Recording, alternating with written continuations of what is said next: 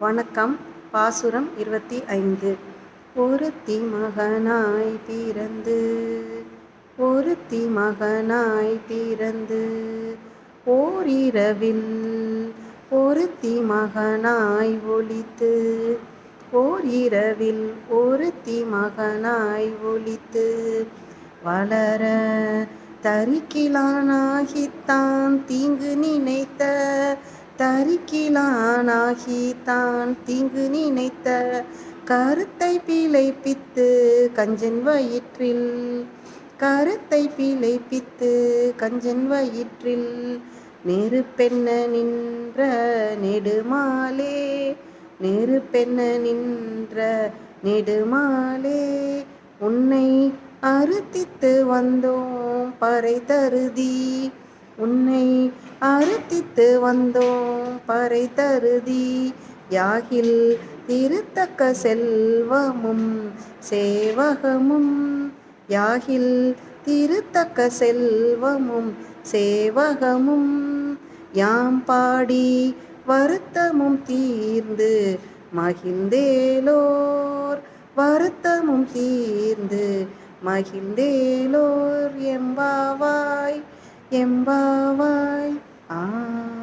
நன்றி, வணக்கம். மாணிக்க வாசகனாரின் திருவெம்பாவை. பதிகம் 25. திருச்சிற்றம்பலம். பூதங்கள் தோறும் நின்றாய் எனின் அல்லால் போக்கிலன் வரவிலன் என நினைப்புலவோர் கீதங்கள் பாடுதல் ஆடுதல் அல்லால் கேட்டறியோம் உனை கண்டறிவாரை சீதங்குள் வயல் திரு பெருந்துறை மன்னா சிந்தனைக்கும் அறியாய் எங்கண் முன் வந்து ஏதங்கள் அறுத்தெம்மை ஆண்டருள் புரியும் எம்பெருமான் பள்ளி எழுந்தருளாயே. தென்னாடுடைய சிவனே போற்றி, எந்நாட்டவர்க்கும் இறைவா போற்றி.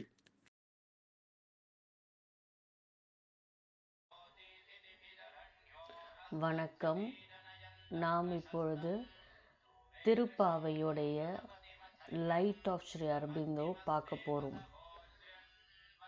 Agni, the divine will force.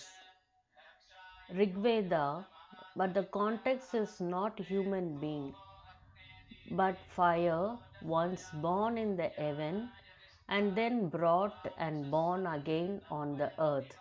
So இந்த நெருப்பு அப்படிங்கிறது ரிக்வேதத்தில் ஒரு முறை அது பிறந்ததுக்கு பிறகு சொர்க்கத்தில் திரும்பவும் பூமியில் பிறக்கிறது.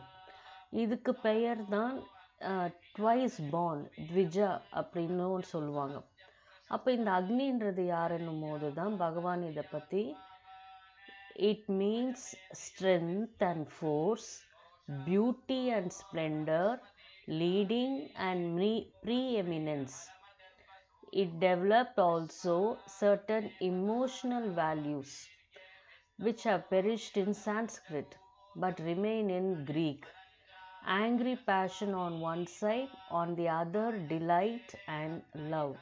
So Agni it's a divine will force. எப்படியா வருதா? ஃபோர்ஸா, ஸ்ட்ரென்த்தா, அழகா, ஒளிர்வா, அப்படியாக வருது. ஸோ இந்த அக்னி இன்னொரு விஷயம் மதர் அதை பற்றி சொல்கிறாங்க. Agni is the flame of purification and of transformation in the psychic being. இது த சோல், சைக்கிக் அப்படிங்கிற விஷயத்தில் சொல்கிறாங்க. ஸோ 28 ஜனவரி 1955 திரும்பவும் அவங்க சொல்கிற விஷயம், ஒரு கொஸ்டின் கேட்குறாங்க. Divine mother, I want to discover my psychic being. I am convinced that without knowing this reality neither is surrender possible, nor the constant divine presence.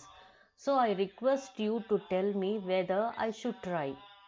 So அவர் நான் தன்னோட சைக்கிக் பீயிங்கை கண்டுபிடிக்கணும். அது விதவுட் நோயிங் த ரியாலிட்டி, சரண்டரும் divine ப்ரெசன்ஸும் இருக்கிறது. நான் எப்படி அதை ட்ரை பண்ணணும் அப்படின்னா மதர் சொல்கிறாங்க, surely you must try and preserve until you succeed with my blessings. So it is not easy, அது நம்ம தெரிஞ்சுக்கணும். நம்ம பார்க்கறது கேட்கறதுனால இந்த விஷயமெல்லாம் நமக்கு பார்க்க முடியுது, கேட்க முடியுது. ஆனால் அது வந்து அதை அடையிற விஷயம் வந்து ஒரு யோக மார்க்கம். அதை தான் நம்ம இங்கே பார்த்தோம். ஸோ இப்போ அந்த அக்னி அப்படிங்கிறது எவ்வளோ பெரிய ஒரு விஷயம். அதை அடையணும் அப்படின்னா நம்ம 2 முறை ட்வைஸ் பார்ன் அப்படிங்கிற ஒரு தாத்பரியத்துக்கு வரணும். இப்போ நம்ம அந்த வார்த்தைகளை பார்க்கும்போது பாருங்கள், ஒருத்தி மகனாய் பிறந்து ஓரிரவில் ஒருத்தி மகனாய் ஒளிந்து வளர. ஸோ ஒரு முறை பிறந்து இன்னொரு முறை அவர் வந்து ஒழிக்கப்பட்டு வளர்றாரு. ஸோ இப்படி தான் அந்த ட்வைஸ் பார்ன்ற தத்துவத்தை இங்கே கொண்டு வந்து அந்த மாதிரி தரிக்கிலானாகி தான் தீங்கு நினைந்த கருத்தை பிழைப்பித்த. அப்போ அந்த மாதிரி வந்து நம்ம தவறான எண்ணங்களை மனதில் வைத்து கொண்டு கஞ்சன் வயிற்றில் நெருப்பென நின்ற நெடுமாலே அந்த மாதிரி இருக்கும் பொழுது அங்கே வந்து என்ன நடக்குது அப்படின்னா, இந்த கஞ்சன் வயிற்று நெடுமாலே அப்படிங்கிறது இங்கே ஒரு அற்புதமான ஒரு விஷயத்தை நமக்கு சொல்கிற விஷயம். அதாவது இப்போ பார்த்தோம், இந்த நெருப்பு அப்படிங்கிறோட வேலை என்ன?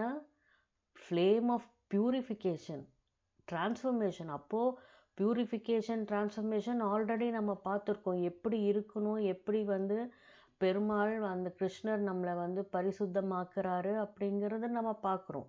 இப்போ கஞ்சன் வயிற்றில் நெருப்பு, கஞ்சன்னா நமக்கு தெரியும், எதையுமே மனசு வந்து தாராளமாக கொடுக்காத ஒரு விஷயம். அப்போது இந்த உள்ள கடவுளை வந்து 2 முறை பிறந்த அந்த தெய்வ அக்னிக்கு தேவையானவற்றை தாராளமாக வழங்காத ஒரு ஒளிக்கு வராத ஒரு ஜீவனுள் நெருப்பென்று நின்ற நெடுமாலே. அங்கே நெருப்பாக நீங்கள் இருக்கீங்க, ஆனால் அந்த ஜீவனானது, அதை ஏந்தி கொண்டிருக்கிற பாத்திரமானது, அந்த வயிற்றின் பகுதியானது ஒரு தாராளமான ஒரு மனத்தை உடையது. அதனால சாப்பாடுன்னு இல்லை, எதையுமே தான தர்மம், offering to the inner divine அப்படிங்கிறதுல ஒரு கஞ்சத்தனத்தோடு இருக்கிற ஒரு மனித ஒளியை தொடாத ஒரு ஜீவன் அது. அப்போ உன்னை அருந்தித்து வந்தோம் பறைத்தருகியாகில் திருத்தக்க செல்வமும் சேவகும். அப்போது நீங்கள் இருக்கிறன்னு தெரிஞ்சு என் போன்ற ஒரு சிலருக்கு இதெல்லாம் தெரியும் போது அந்த விஷயத்தை வந்து எங்களுக்கு காண்பித்ததற்காக நாங்கள் வந்து உங்களுக்கு ஒரு சரணாகதியையும் என்னுடைய சர்வீஸ், எப்படி சர்வீஸ் பண்ண முடியும், நாம் நினைத்தது எல்லாவற்றையும் உனக்கு அர்ப்பணிக்கின்றேன் அப்படிங்கிற ஒரு நான் அப்படிங்கிற எண்ணம் இல்லாமல் இதுக்குள் இருக்க, இந்த ஜீவனுக்குள் இருக்கக்கூடிய எல்லாவற்றையும் வந்து அர்ப்பணிக்கின்றேன்.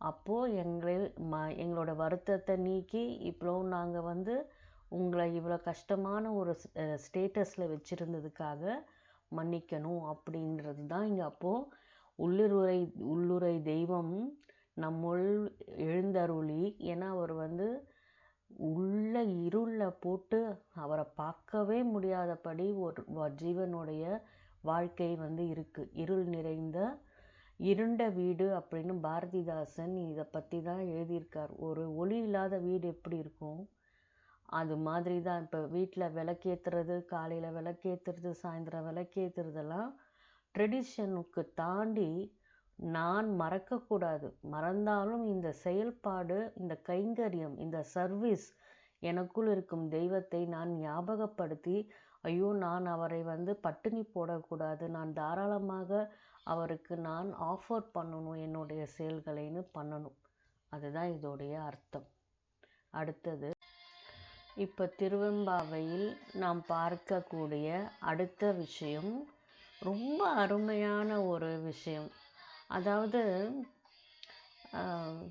கடவுள் வந்து எப்படியெல்லாம் ஒரு இந்த மாதிரி ஒளியூட்டப்பெற்ற ஒரு ஜீவனுக்கு ஆனதுக்கப்புறம் அவ்வளோ ஒரு அன்பை வந்து அந்த அடியார்களுக்கு காண்பித்திருக்கிறார். ஃபார் எக்ஸாம்பிள், இந்த 63 உடைய வாழ்க்கையை பார்த்தோம்னா அவர் எப்படி, ஏன்னா அவங்க எல்லாருமே வந்து அந்த கடவுள் வந்து அவங்களை கரை சேர்த்தவர், அந்த உயர்வான ஒரு விண்ணக பதவியை கொடுத்தவங்க. விண்ணக பதவினா கடவுளோட ஒன்று சேர்ந்து வாழ்கிற வாழ்க்கை. அந்த சைவ சமய குறவர் நால்வர் அந்த ஒரு விஷயத்துல தான் ரொம்ப பெரிய அளவில் இருக்காங்க. ஏன்னா அவங்க நினச்சா கடவுள் அவங்கள பார்க்க முடிகிற மாதிரி காட்சியை பார்க்குறாங்க. சுந்தரர் வந்து 4 பேரில் சுந்தரர் வந்து ரொம்பவும் ஒரு மதுர பாவத்தோட சிவபெருமானோட ஐக்கியமாக இருக்கிறவர். அதனால் வந்து இவர் எங்கே நடந்தாலும் பின்னாடி வந்து சிவபெருமான் நடப்பதை பல பேர் பார்த்துருக்காங்க. இதுதான் வந்து ஒன்ஸ் நம்ம கடவுளோட இந்த விஷயத்தில் ஐக்கியமாகும் பொழுது வேற ஒரு விஷயமே தேவையில்லை. கடவுள் பாட்டு அவர் நமக்கு பின்னாடி இருப்பார், நம்ம பாட்டு நம்மளுடைய வாழ்க்கையில் வெளி வேலையை செய்து கொண்டு பின்னாடி வேலையும் உள்ளுக்குள் நடக்கிற விஷயமும் செய்து கொண்டிருக்கிறோம்.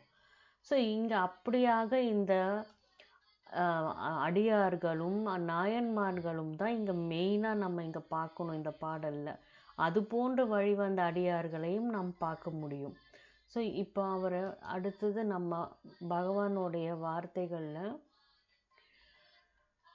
என்ன பார்க்கலான்னா, அந்த பஞ்சபூதா 5 எலமெண்ட்ஸை பற்றி வந்து அவர் சொல்லியிருப்பார்.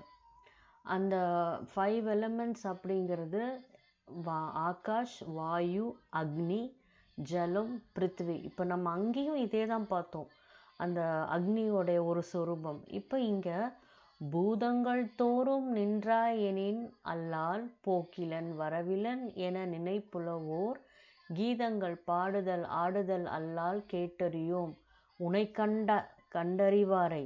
ஸோ எங்களுக்கு இந்த ஐம்பூதங்களையும் வந்து நிரப்பி இருக்கக்கூடிய இந்த உடலாக இருக்கட்டும், வெளி பூமியாக இருக்கட்டும், பிரபஞ்சமாக இருக்கட்டும், இந்த 5 தத்துவமும் இல்லாமல் உலகம் இல்லை. அப்படி எல்லாவற்றையும் உன்னிடத்தில் வைத்து கொண்டு அதை உணர்ந்தவர்களுக்கு அதை நீ காண்பித்தும் இருக்கிறாய். அப்படிதான் இந்த அடியார்களும் இந்த நாயன்மாருடைய கதைகள்லாம் கேட்கும் பொழுது அவர் எப்படி சத்தியமாக வந்து தனக்கு காட்சிகளை கொடுத்தார் அப்படின்னு அவ்வளோ எழுதி வச்சிருக்கிறது தான் சுந்தரருடைய திருத்தொண்டர் புராணம். அவ்வளோ ஒரு சிறப்பானது.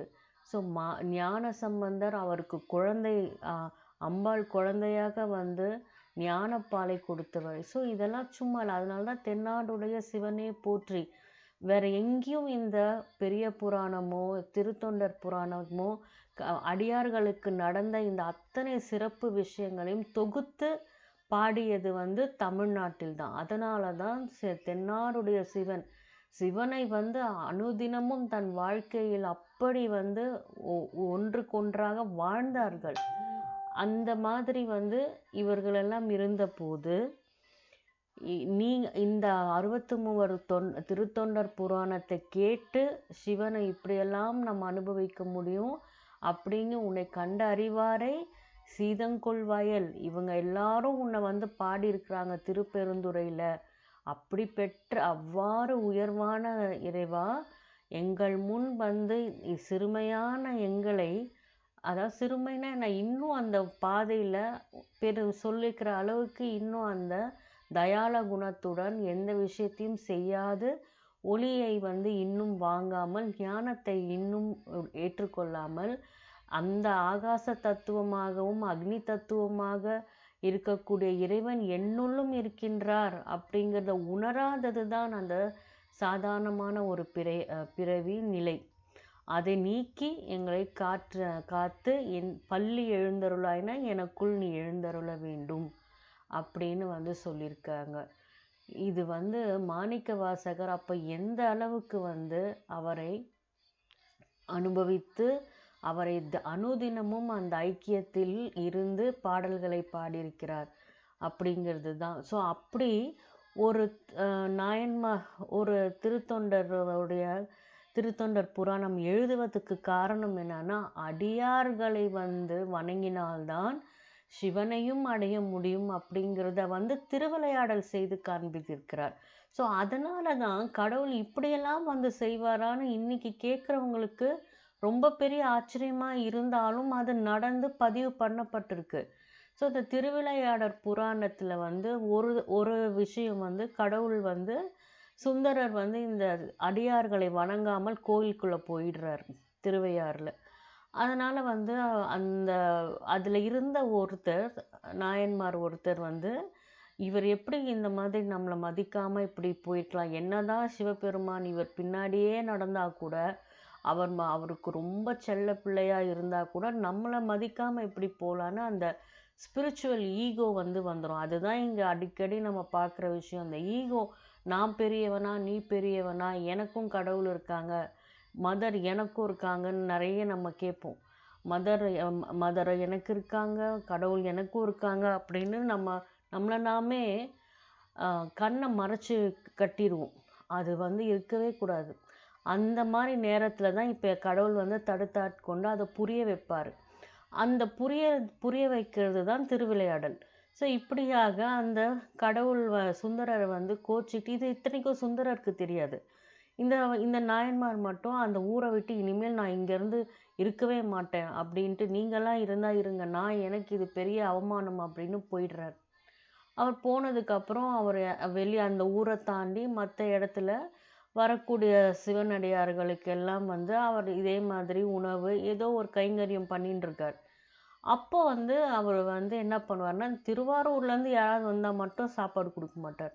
ஸோ கடவுள் என்ன பண்ணுறாரு, இவ்வளோ நல்லா எல்லாருக்குமே கிடைக்காத பாக்கியமாக என்ன நீ உணர்ந்து என்ன உள்ளுக்குள்ளே நீ பார்க்க ஆரம்பித்ததுக்கப்புறம், இந்த மாதிரி ஒரு தவறான ஒரு சாதாரண மனிதன் போல் வாழ்க்கையில் எனக்கு தெரியாதவர்கள் வாழும் வாழ்க்கையில் பேசக்கூடிய வார்த்தைகளாகவும் செயல்பாடாகவும் இவர் நடந்துக்கிட்டா எப்படி உலகம் தாங்கும்? ஸோ அதை புரிய வைக்கிறதுக்கு அவர் என்ன பண்ணுறாரு, ஒரு சிவனடியார் போல் வரார்.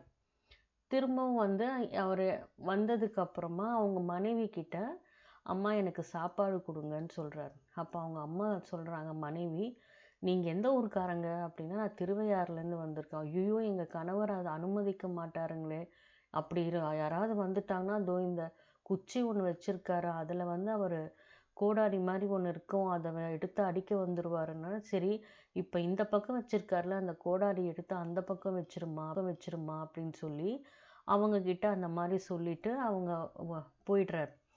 அவர் திரும்ப வந்ததுக்கப்புறமா இவர் அந்த இடத்துல நின்றுட்டுருக்கார்.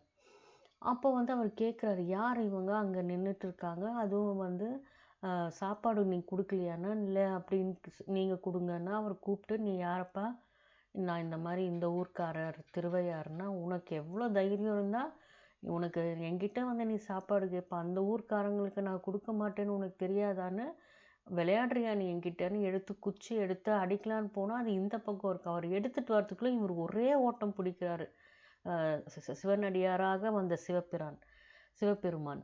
அப்போது அங்கே அந்த கோடு ஒன்று போட்டு அதுக்கு திருவாரூருக்கு இந்த பக்கம் வரக்கூடாதுன்ற அந்த கோட்டை தாண்டி சிவபெருமான் அந்த பக்கம் ஓடி, இவர் தெரியாமல் அந்த கோட்டை தாண்டி அந்த ஊருக்குள்ளே நுழைஞ்சிடுறார்.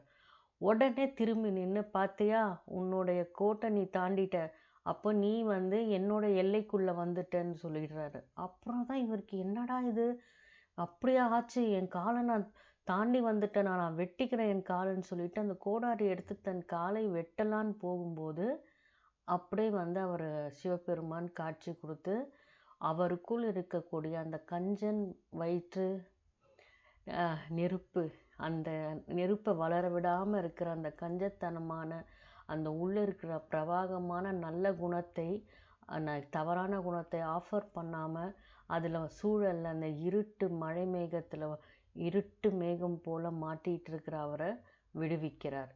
இப்படியாக மோட்சத்தை, liberation from the lower nature, மோட்சத்தை கொடுத்து அவரை தன்னகத்தே ஆட்கொள்கிறார். இப்படியாக அவருடைய திருவிளையாடல் நடக்குது.